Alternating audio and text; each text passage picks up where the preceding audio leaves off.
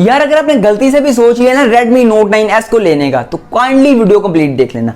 आपका 40,000 भी बच सकता है। यस, अभी तो 41,000 हो गया, आपको 41,000 भी बच सकता है। कंप्लीट वीडियो देखना ताकि आपको एक एक पॉइंट इस डिवाइस के बारे में जो मैंने एक्सपीरियंस किया है इतने टाइम में, ऑनेस्ट तरीके से आपको मैं इसका रिव्यू देने वाला हूँ। Redmi Note 9S का एक एक पॉइंट दूंगा विद प्रूफ के साथ, मुझे क्या इशू आ रहे हैं इस डिवाइस में और आपको फ्यूचर में क्या इशू आ सकते हैं अगर आप इस डिवाइस को बाय करते हैं। अस्सलाम वालेकुम गाइस, वीडियो स्टार्ट करने से पहले मैं आपको कुछ पॉइंट क्लियर करना चाहता हूँ। इससे आपको आइडिया लग जाएगा कि जो ये वीडियो में मैं पॉइंट बताने लगूँ इस डिवाइस के बारे में, मैं कोई भी आर्टिकल देखकर नहीं बता रहा, कोई भी किसी की वीडियोस देखकर नहीं बता रहा, मैं खुद पर्सनली इसको एक्सपीरियंस किया है। बात करें Redmi Note 9S की, तो इस डिवाइस को मैं यूज कर रहा हूँ पाकिस्तान में लॉन्च होने से एक दिन पहले की।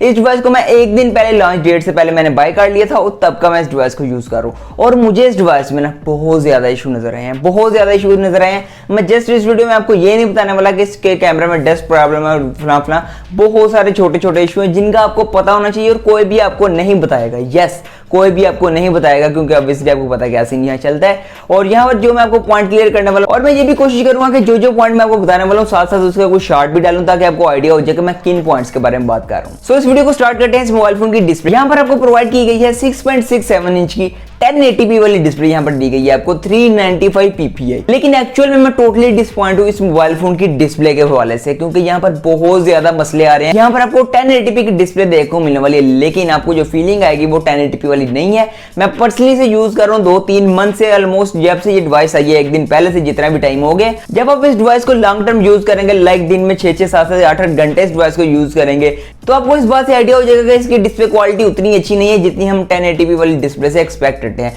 उसके अलावा इस डिवाइस से मुझे जो एक मेन इशू है वो है इसका कलर ब्रीडिंग का इशू। आपने बहुत सारे आर्टिकल देखे होंगे कि कलर ब्रीडिंग के इशू आ रहे हैं इस सीरीज में Redmi Note 9। वो जो स्क्रीन ब्रीडिंग वाला इशू है वो कहां तक नजर आया, कितनी हद तक नजर आया, वो सारा मैं आपको एक्सप्लेन करता हूं। जैसा कि आपको पता है, मैं कुछ आपको शार्ट भी यहाँ पर दिखा रहा हूँ। यहाँ पर देखिएगा मोबाइल फोन की जो पंच होल कैमरा उसके इर्द गिर्द ब्लैक कलर के डार्क हल्के से शेड है, इतने ज्यादा डार्क नहीं है लेकिन लाइट से शेड आप देख सकते हैं। उस तरह इस डिवाइस में अगर रेड कलर को ओपन करेंगे तो साइड पर ना बॉर्डर पर आपको व्हाइट शेड हल्का सा नजर आएगा, इतना ज्यादा वो भी नहीं है कि आप उसे देखकर बता सकेंगे हाँ यार ये तो मसला है डिवाइस में, ये डिस्प्ले में मसला है, लेकिन वो एग्जिस्ट करता है। जी हाँ, बिल्कुल पंच होल की तरह आपको मोबाइल फोन की साइड पर भी आपको व्हाइट शेड देखने को मिलेंगे। वीडियो को कंप्लीट देखना, वीडियो में आपको एक एक पॉइंट क्लियर करने वाला जो मुझे इस डिवाइस में मसले देखने को मिले हैं, ताकि आप अगर इस डिवाइस को बाय करने की सोच रहे थे या बाय कर लिए, जो भी आपका व्हाटएवर जो भी आपका मैटर है, अभी आपको डिसीजन लेने में बहुत ज्यादा आसानी होने वाली है। तो now talk about it's build. इसकी बिल्ड की बात करते हैं तो बिल्ड की मैं आपको एक एक डिटेल शेयर करता हूं। बिल्ड की बात करें तो यहाँ पर आपको फ्रंट और बैक में दोनों तरफ कॉर्निंग गोरिल्ला ग्लास 5 की प्रोटेक्शन देखने को मिली है। उसके अलावा बात कर लेते हैं इसमें जो डस्ट इशू आ रहा है ना, बहुत ज्यादा लेवल का आ रहा है। सिर्फ मेरे साथ नहीं हुआ, मेरे बहुत सारे दोस्त हैं जिन्होंने Redmi Note 9S खरीदा, Redmi Note 9 Pro खरीदा है, उनको बहुत ज्यादा इशू आ रहा है। मैं अपनी बात करता हूँ कि मुझे इस डिवाइस में क्या क्या इशू आए हैं। यहाँ पर मैं आपको कुछ शॉट यहाँ पर दिखा रहा हूँ कि सबसे पहले बैक कैमरा की बात करते हैं। इतनी ना ज्यादा मैं डिसअपॉइंट हुआ हूँ कि इस डिवाइस को मैंने बाय किया था वीडियो रिकॉर्डिंग के लिए। आप देख सकते हैं कि किस कदर इस डिवाइस में डस्ट चली गई है, इसके कैमरा के अंदर कितनी ज्यादा डस्ट चली गई है। यहाँ पर देखिए चारों सेंसर के, एक सेंसर को छोड़ के तीनों सेंसर बिल्कुल डस्ट से भर चुके हैं। और यहाँ पर सिर्फ एक सेंसर बचा 48 मेगापिक्सल का मेन, वहां पर डस्ट गई है लेकिन हल्की सी गई है, क्योंकि वो मेन सेंसर रनिंग में होता है, इस वजह से वहां पर डस्ट आगे पीछे होती रहती है, इस वजह से वहां पर स्टक नहीं हुई। अब आप में से बहुत सारे फिलोसोफर आ जाएंगे जो ये बात कहेंगे कि यार आप डस्ट में लेकर गए होगे, डस्ट चली गई होगी, लेकिन ये एक्चुअल में वो सीन नहीं है। इसकी बिल्ड में इशू मैं आपको दिखाता हूँ कि ये बेसिकली मैंने इस डिवाइस के लिए कवर यूज किया। अभी ये नौबत आ गई इस डर की कि मुझे कैमरा के ऊपर ये रख के मोबाइल फोन को यूज करना पड़ा है। अभी मैंने स्पेशल एक डस्ट कवर भी अलग से ऑर्डर किया, 3000 के मैं इस पर कवर यूज कर चुका हूँ।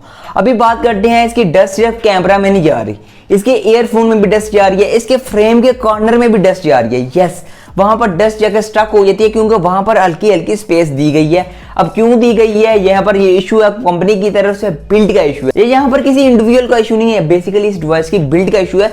यहाँ पर इस डिवाइस में डस्ट जा रही है, यहाँ पर फ्रेम में डस्ट स्टक होने का कोई मतलब नहीं है, यहाँ पर कैमरा के अंदर डस्ट जाने का कोई मतलब नहीं है। यहाँ पर इस डिवाइस के अंदर डस्ट किसी भी तरीके से नहीं जानी चाहिए। ये देखिए मेरे पास ये मोबाइल फोन है Samsung Galaxy S6, ये विदाउट कवर मैं यूज करता हूँ और बिल्कुल ऐसे डस्ट में पड़ा होता है। आज तक इसके कैमरा सेंसर, इसके एयर स्पीकर, इसके फ्रेम, किसी भी चीज में डस्ट का नामो निशान नहीं गया। मतलब ये है कि इस डिवाइस में Redmi Note 9S में बिल्ड का इशू है, जिसकी वजह से इस डिवाइस के अंदर डस्ट जा रही है और उसकी वजह से इस डिवाइस की बहुत ज्यादा वैल्यू कम हो गई है। जैसे कि आप देखेंगे अगर इसके मैं डस्ट निकलवाने जाऊंगा तो इस मोबाइल फोन को बेसिकली ओपन करना पड़ेगा, ओपन करने से आपकी वैल्यू कम हो जाएगी। और उसके अलावा इस डिवाइस को मैं डस्ट के साथ यूज करूंगा तो हल्की सी डस्ट और चलेगी तो मेरा कैमरा बिल्कुल बेकार हो जाएगा।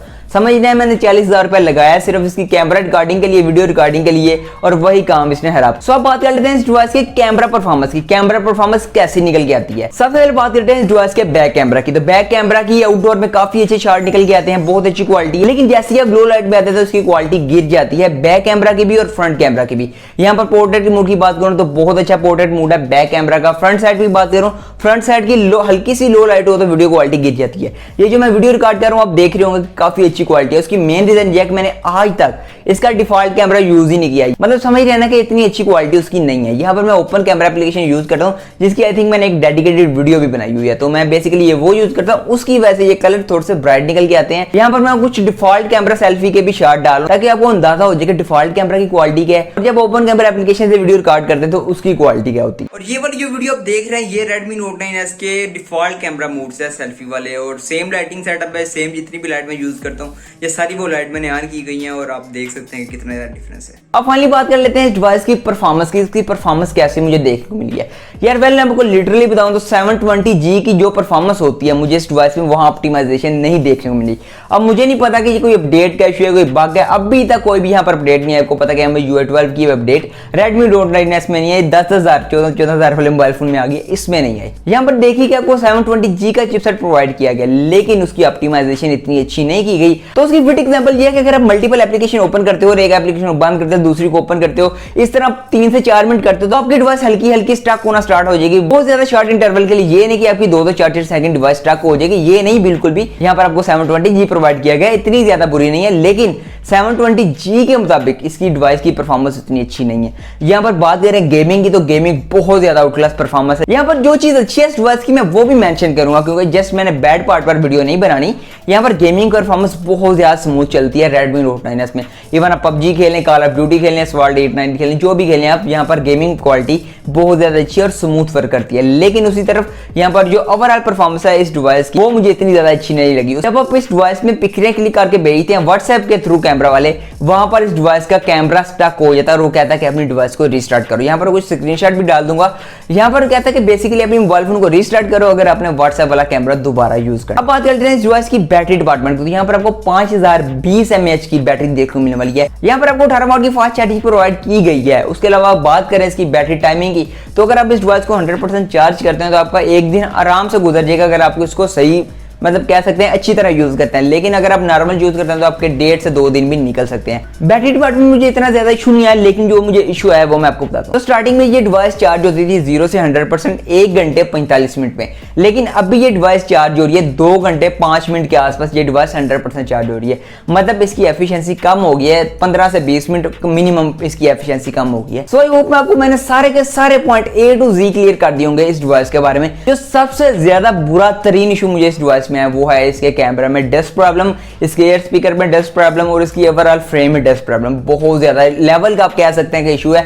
यहाँ पर देखिए अगर हल्की सी भी डस्ट चली है तो वीडियो की क्वालिटी गिर जाती है, पिक्चर की क्वालिटी गिर जाती है। इस डस्ट प्रॉब्लम का मेन इशू है डिवाइस की बिल्ड। यहाँ पर बिल्ड पर कंप्रोमाइज किया गया, यस कंप्रोमाइज किया गया। उसके अलावा बहुत सारे लोग ऐसे हैं जो कहेंगे यार इस डिवाइस से हमें तो डस्ट इशू नहीं आ रहा, हमें तो डस्ट इशू नहीं आ रहा। लेकिन ये देखिए 100 में से अगर 20 को भी डस्ट इशू आता है ना, तो उसका मतलब है कि डिवाइस की बिल्ड में इशू है। क्योंकि अगर 100 में से 1 या 2 बंदे को किसी चीज में मसला आता है ना, लाइक डस्ट इशू आता है या किस तरह स्पीकर इशू आता है, इस तरह का कोई भी चीज है, तो वो कह सकते हैं इंडिविजुअल की गलती हो सकती है। लेकिन 20 बंदों की गलती नहीं हो सकती 100 में ना, आपको इस चीज को अंडरस्टैंड करना पड़ेगा। सो यही थी यार आज की वीडियो। आई होप आपको वीडियो काफी ज्यादा पसंद आई होगी। इस तरह की मजीद वीडियोस, ऑनेस्ट रिव्यू देखना चाहते हैं, ऑनेस्ट अनबॉक्सिंग देखना चाहते हैं तो चैनल को सब्सक्राइब कर ले, बेल आइकन को लाजमी प्रेस करना, ताकि जब भी इस तरह की कोई भी वीडियो अपलोड हो उसका नोटिफिकेशन मिल जाए आपको सबसे पहले आपके नोटिफिकेशन बार में।